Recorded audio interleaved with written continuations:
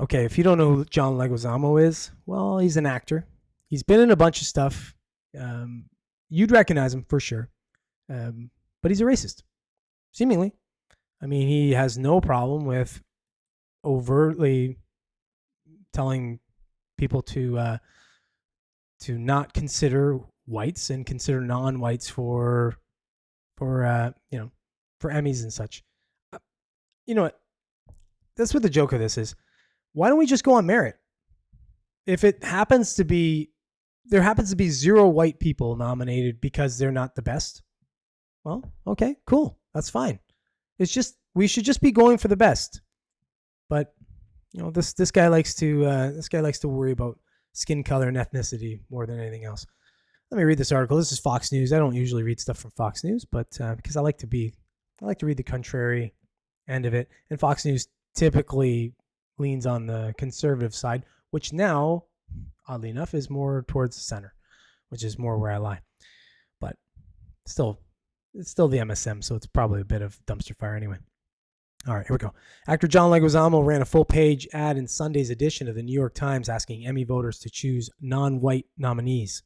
I know everyone is exhausted about inclusion, but not us who are not included. So that's why I took this ad out in the New York Times, Leguizamo wrote on X, alongside two pictures of his advertisement. Excuse me.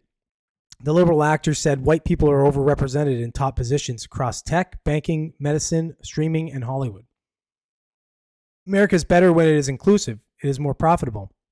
It is more creative. Let's not give up. I'm still woke. Are you? He wrote. Oh, God. There he is. There's the dumpster fire. If you don't know who he is, there he is.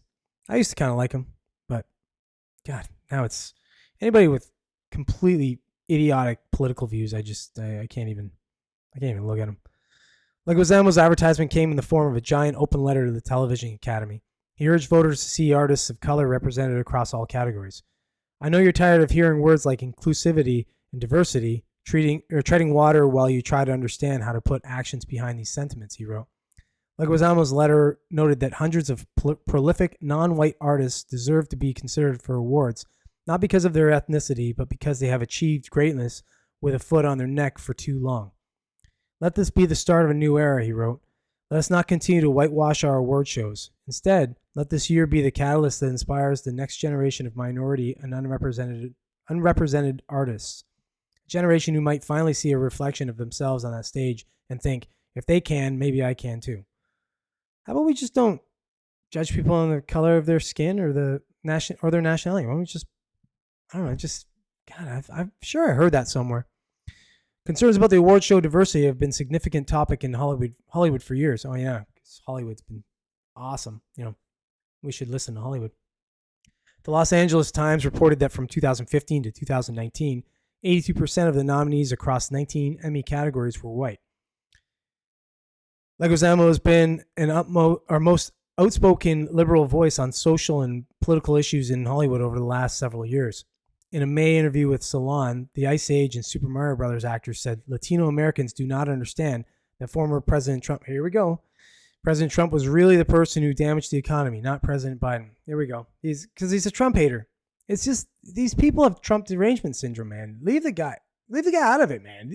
I know he seemed to create this whole racist and woke and all these different movements. He created it somehow. God. Because Latinos, they're blaming him, Biden, for the economy, as they should, which they shouldn't be because COVID was the culprit and Trump not handling COVID was the culprit in damaging our economy. All right. Not that I disagree that Trump didn't handle COVID very well, but none of them did. So it's like you blame one and act like the other did so well.